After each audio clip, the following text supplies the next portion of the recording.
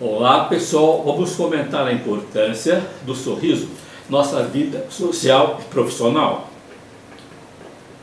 Estudos confirmam que a sabedoria popular já cantava em verso e prosa, que sorrir tem um impacto positivo para a nossa saúde mental, reduz a tensão dos problemas que enfrentamos, estimula o bom humor das pessoas ao nosso redor, torna o ambiente mais empático e amistoso. Pesquisas também indicam que as pessoas que sorriem são consideradas mais confiáveis do que as pessoas que não sorriem com frequência. Aristóteles, sobre os seres sociais, gostamos e precisamos de viver em grupo. Filósofo polímata da Grécia Antiga, foi discípulo de Platão, um dos pensadores mais influentes da história da civilização ocidental. Ele nasceu em 384 a.C. e morreu em 322 a.C., com 62 anos de idade. Nossa vida em grupo é possível graças à comunicação. À medida que o tempo passa, vamos interagindo com outros grupos. E para esse início ocorra da melhor maneira possível, precisamos causar a primeira boa impressão. Só temos uma chance de causar a primeira boa impressão. Vários fatores contribuem para que esse primeiro contato seja o início de um interessante relacionamento. E sem dúvida, um ingrediente básico é apresentar um semblante alegre, um pequeno sorriso. Os sorrisos se tornam contagiantes, quebrando barreiras, construindo conexões sinceras. Uma pergunta interessante se possa fazer: quantos tipos de sorriso existem? O mais interessante é que, apesar de existir muitos tipos de sorriso, mas apenas alguns podem ser considerados de alegria. Na maioria das vezes, como podemos perceber, estampamos um sorriso no rosto para evitar uma situação desagradável. Uma risada em um momento inoportuno é uma forma de o corpo aliviar de uma sensação de estresse e ansiedade. Até sorrisos mesmo nervosos para passar uma boa impressão a alguém. Rir no momento da dor é um mecanismo de defesa muito normal. Isso é explicado pela médica psiquiatra Dânia Francine Corrêa Barbosa. Os dois tipos básicos de sorriso, o verdadeiro e o falso. Vamos comentar as diferenças. Razão de sorrir.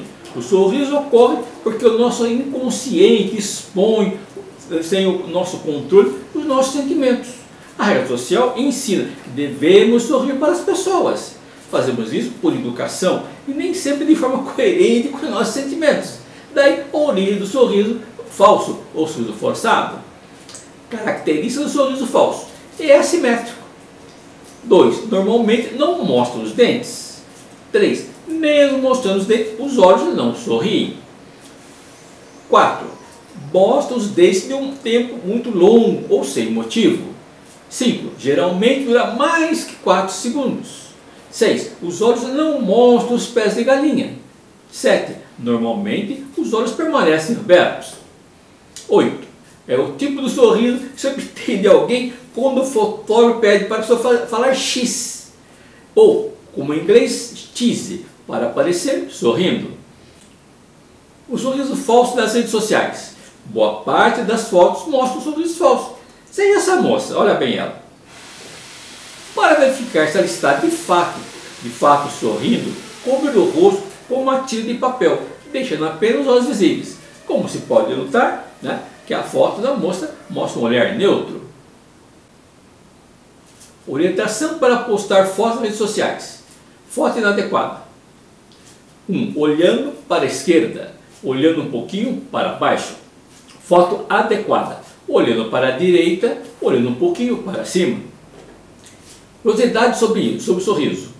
1. A origem da palavra sorriso provém da palavra latina subriso, evoluiu para sorriso e depois foi adaptada à língua portuguesa como sorriso. 2.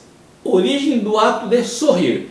Pesquisadores se dedicaram a fazer costas em 25 macaquinhos, entre eles 3 bebês humanos, e gravaram o som produzido por todos eles. Verificaram que dar risada é um traço comum a todos os grandes primatas. 3. Por que algumas pessoas não sorriem nas fotos? 3. Por mais que algumas pessoas não sorriem nas fotos, essa pergunta, o primeiro deles é questão técnica. Antigamente era necessário uma longa exposição para capturar uma imagem de 5 a 30 minutos. A segunda explicação é cultural, de origem das pinturas antigas. Curiosidade sobre o sorriso. 6. Universalidade humana. De todas as expressões humanas, o sorriso ocupa o primeiro lugar. 7. Síndrome do Coringa. Nomeada como síndrome pseudo-bulbar. Trata-se de uma doença neurológica rara. Essa síndrome afeta a pessoa de forma que ela entra num riso incontrolável, que pode ocorrer em situações nada engraçadas.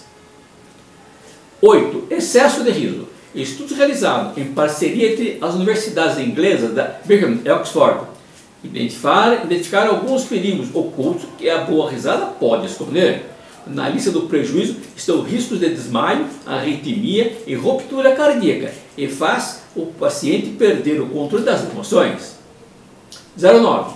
Existem pessoas que não conseguem sorrir. Elas sofrem da síndrome de Moebius, ou Moebius síndrome, distúrbio neurológico extremamente raro, que leva o nome do neurologista alemão que estudou a síndrome, Paul Julius Moebius.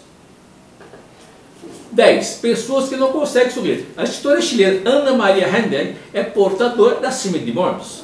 Ela aí e o seu livro. 11. Quantas vezes sorrimos? Uma criança sorri até 400 vezes por dia. O adulto mais alegre não excede a 100. A média de um adulto fica em 20 a 30 vezes por dia. À medida que vamos envelhecendo, o riso e o sorriso vão desaparecendo em nossas faces.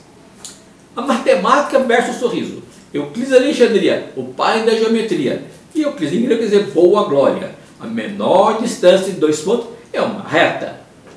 Agora veja, a Victor Borge falando da matemática do sorriso. O sorriso é a menor distância entre 2 pessoas. Foi pianista, regente, comediante dinamarquês e estabelecido nos Estados Unidos. Teoria do olho espelho. Essa teoria explica porque quando uma criança sorri, a gente sorri também. Essa teoria também explica porque quando alguém boceja, bocejamos também. Isso é, o nosso cérebro tende a copiar o comportamento do nosso interlocutor para demonstrar querer fazer parte do conjunto do grupo. Essa teoria mostra que certas ações comportamentos são contagiosas. O ato de copiar o bocejo de outra pessoa é uma forma inconsciente de se declarar desejo de ser igual, pertencer ao grupo. Teoria do espelho foi desenvolvida pela equipe do neurocientista Giacomo Rizzolatti, da Universidade de Parma, na Itália. Essa situação de copiar determinadas falas corporais da outra pessoa está relacionada com sentimentos empáticos com a pessoa com a qual a gente imita. Isso ocorre com as pessoas apaixonadas. Como você sabe, a empatia permite entender como os outros sentem. Os 3 pilares da empatia. 1. Cognitiva. Perceber que o outro precisa de ajuda e se colocar à disposição. 2. Emocional. Entender o ponto de vista do outro.